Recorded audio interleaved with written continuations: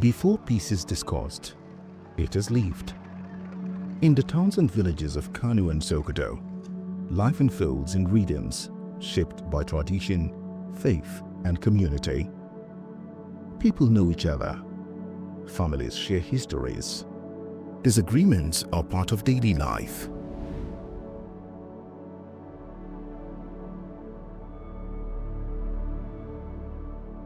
Faɗa tsakanin community ƙauyuka haka da waɗannan ƙauyuka, misali harkar matasa, don matasa kusa a cikin inda ga matsala ta taso da gare su na matasan wanga shiya za su to su kama matasan wanga shiya, kaga an kace ga wanga shiya nan ga wanga shiya nan, matasa sun zo akan maybe saboda yarinya ɗan mata.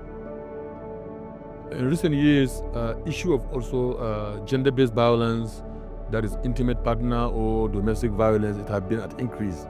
Men beating women because of her rights, right to food, right to shelter, right to education and other, right to participate in other community domestic decision making. But the husband, because here in conservative state like Sokoto, men is a major decision maker in family and in community. But when conflict comes, it rarely announces itself loudly. It grows quietly in unresolved tensions, in silences, in the feeling that some voices matter less than others.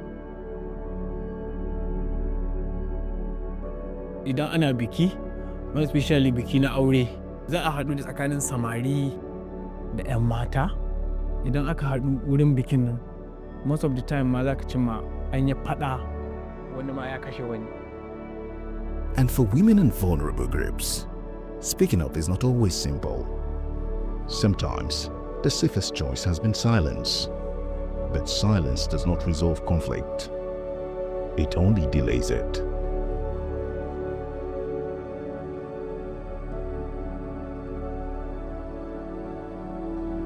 This project addresses three critical issues. First, the systemic disenfranchisement of women and other marginalized groups to ensure that they have a voice in decision-making that affects their own security. These are societies that for a very long time, women are treated as if they are second-class citizens. You remember the statement of our former late President Buhari, who said, "My wife's place is in the kitchen," or "My wife belongs to the kitchen."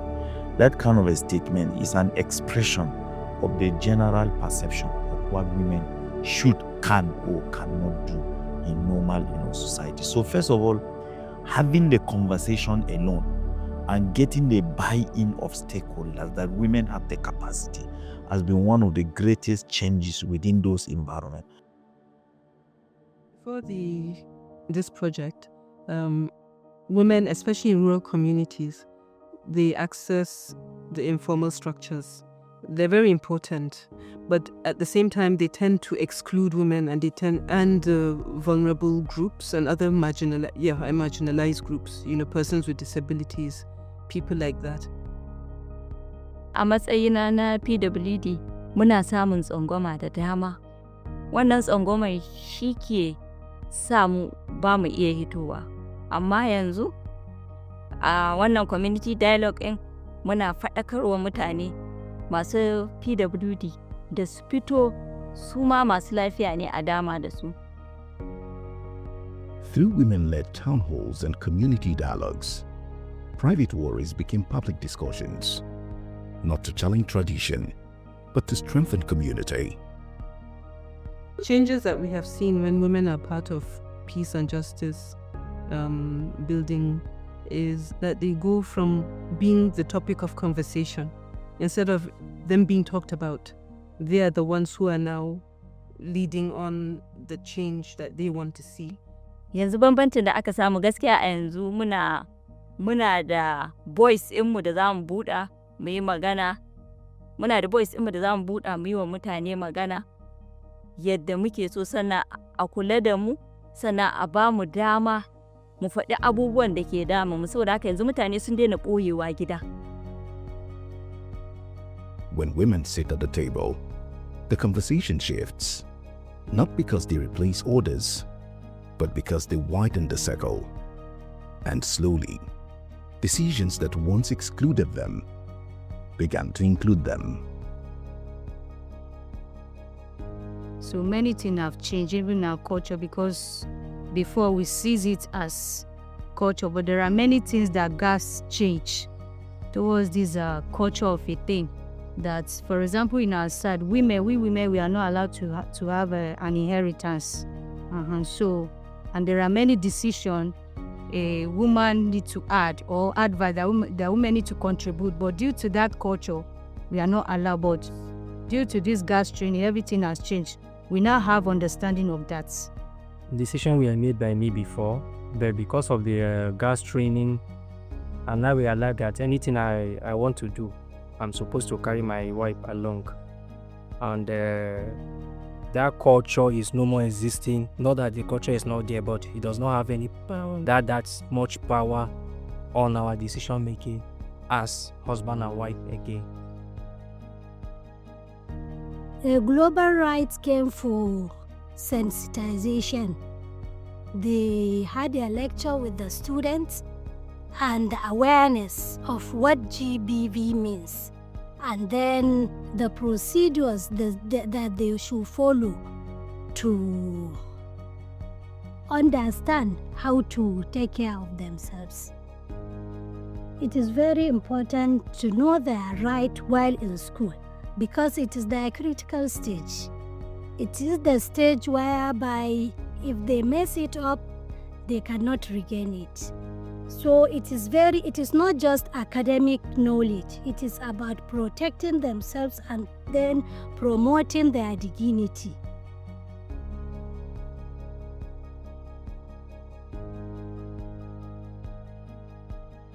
Dialogue is easy to praise, but difficult to practice.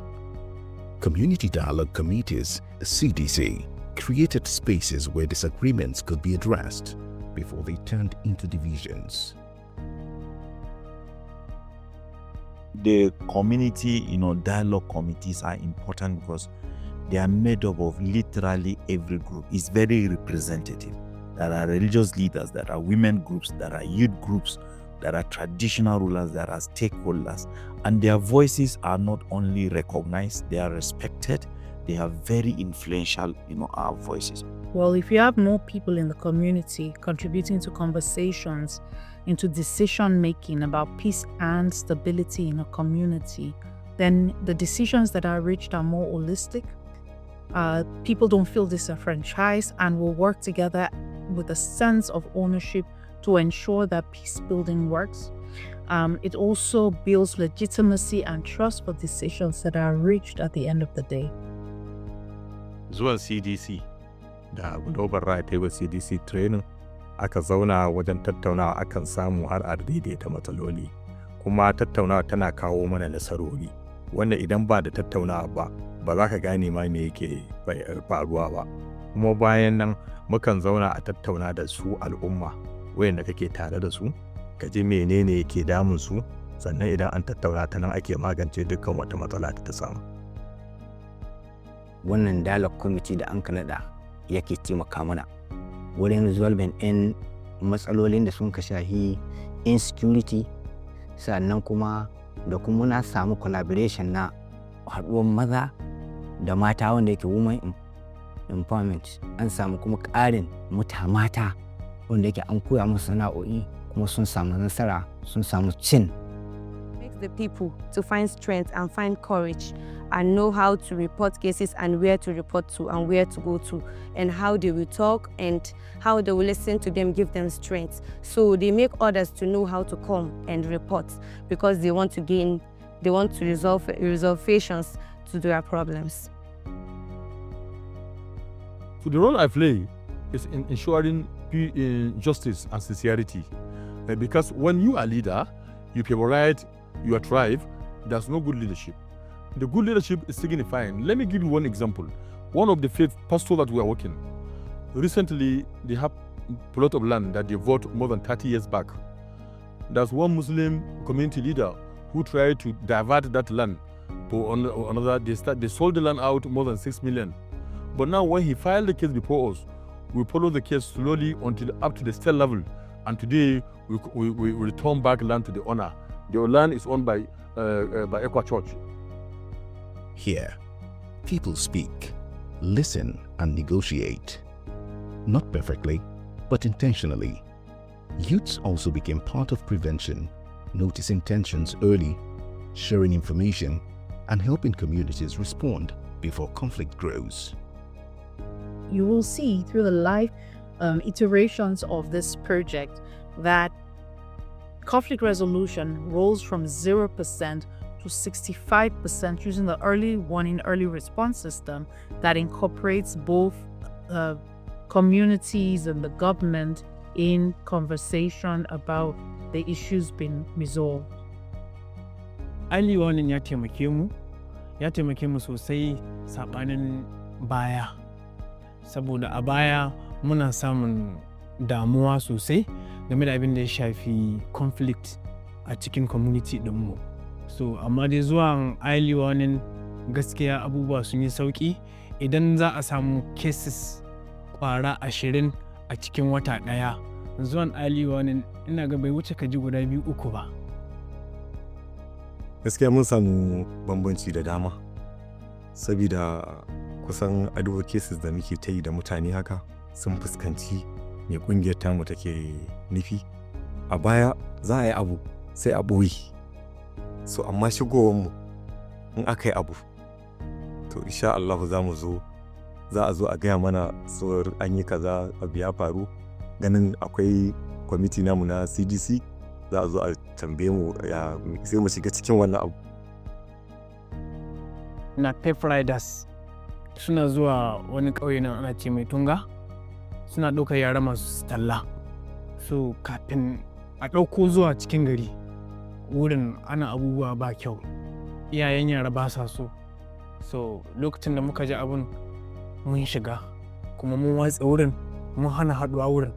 Idan dai za ki shiga na pep, just come to the park, ki tare mai na pep, ki shiga ki je ki sai da tallanki, ki sai da kayanki da za ki sai da. So tun daga lokacin shigowa early warning ya sa wannan abun bai girma ba.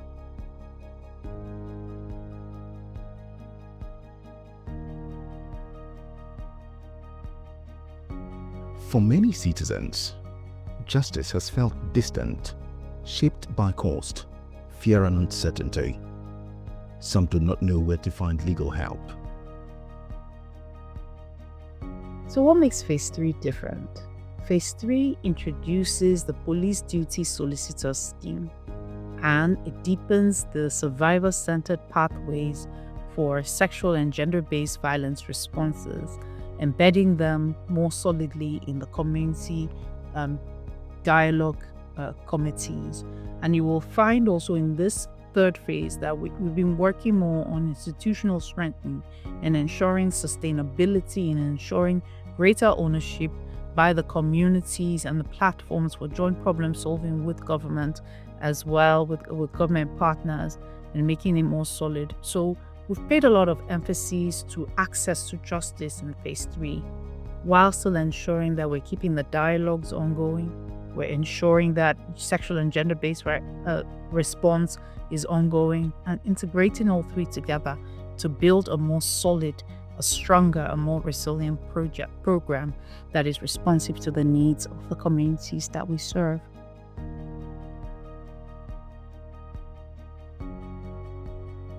And before this supports, like you said, people actually have this apathy of coming to the police station.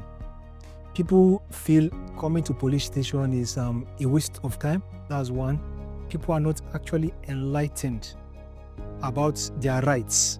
So most times, whatever happens, they just try to see how to resolve it at their nucleated circle without bringing. Well, this project has been able to bring more enlightenment to the community, and people are now very, very free to come to the police station and report their issues. If they have any complaint, they come to the police station to report.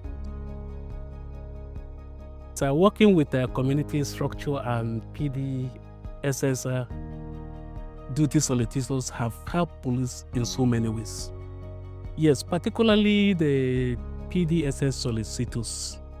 Yes, by the provisions of the extant laws, there is a requirement that the police should record statement in the presence of a lawyer, particularly when such statements are confessional in nature.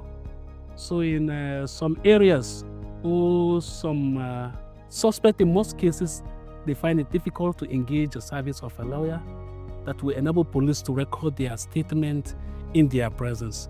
So by this community structure and these PDSS solicitors, police can now invite them because they have been working hand in hand with police.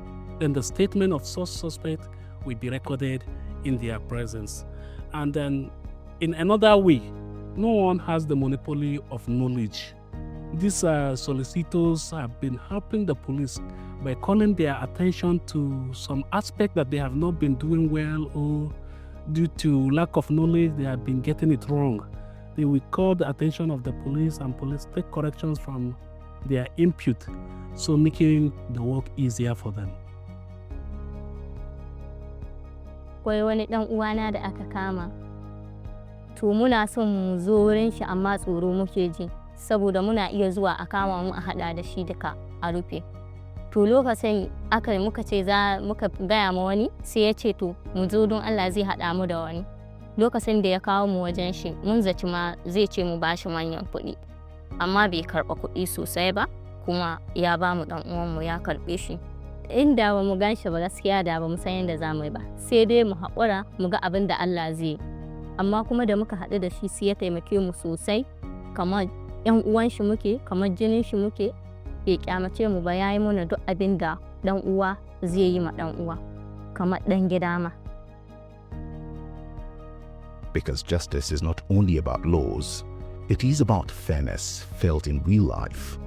And when people feel supported, trust begins to return. Well, I'm very optimistic that this project will succeed.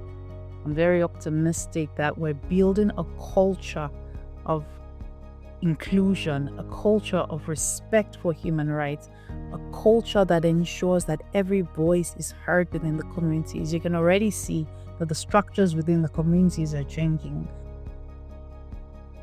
What gives me hope about peace building in these communities is seeing women and youth taking leadership roles. It gives me hope for the future, that change that we want to see. It's happening slowly.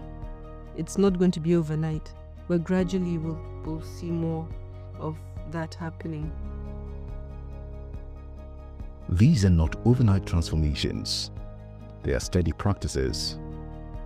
Peace is not delivered. It is built. Conversation by conversation. Decision by decision. And when people choose to meet on common ground, they begin to shape a different future together.